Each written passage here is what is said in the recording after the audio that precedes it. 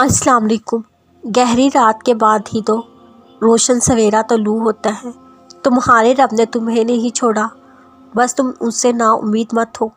یقین رکھو وہ راہیں کھول دے گا۔ یہ وقت بھی بہت جلد گزر جائے گا۔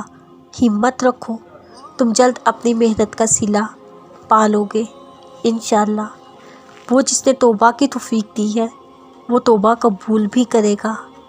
جس نے دعا کا طریقہ سکھایا ہے وہ دعا بھی قبول کرے گا۔ جس نے تہجد کا خیال دل میں ڈالا ہے وہ تہجد کی برکتیں بھی عطا کرے گا۔ جس نے کہا کہ اس کی رحمت اس کے غضب پر حاوی ہے وہ تم پر رحمت بھی نازل کرے گا۔ تم اپنی آرزوؤں کو اس سے بیان کر کے تو دیکھو، وہ تمہاری جھولی نعمتوں سے بھر دے گا۔ امید کیوں چھوڑ دی تم نے؟ بھول گئے ہو وہ قادر مطلق ہے۔ مشکلات سے گھبراؤ نہیں، تمہاری دعائیں رب قبول کر چکا ہے۔ تم دیکھو گے جلد اس رب کی طرف سے اپنا اجر۔ سفر جتنا کٹھن ہوتا ہے منزل اتنی حسین ہوتی ہے۔ وہ رب سب آسان کرنے والا ہے۔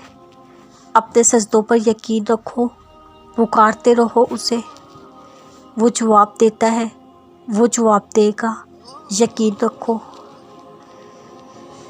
تم صبر کی انتہا پر ہونا تو سنو، اس کی مدد بس پہنچنے والی ہے۔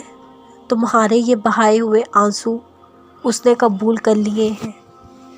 تمہارا سجدوں میں اس کو پکارنا اسے پسند آ گیا ہے۔ وہ بس اب راضی ہو گیا ہے تم سے۔ تمہارا نصیب اب بہت جلد بدلنے کو ہے۔ تمہاری بے رنگ زندگی میں اب وہ رنگ پہننے والا ہے۔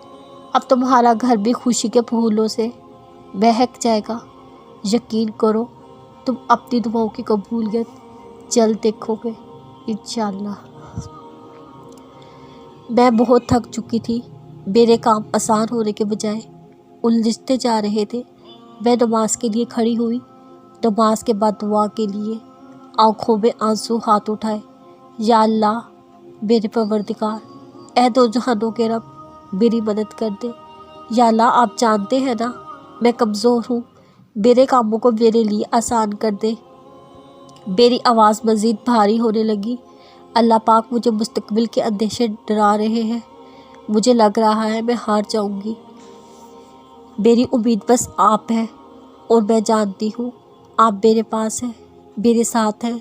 یا اللہ میری دعائیں دنیا والوں کے لیے ناممکن ہو سکتی ہیں مگر آپ سب کچھ کر سکتے ہیں۔ میری دعاؤں کو کن کہہ کر مکمل کر دے۔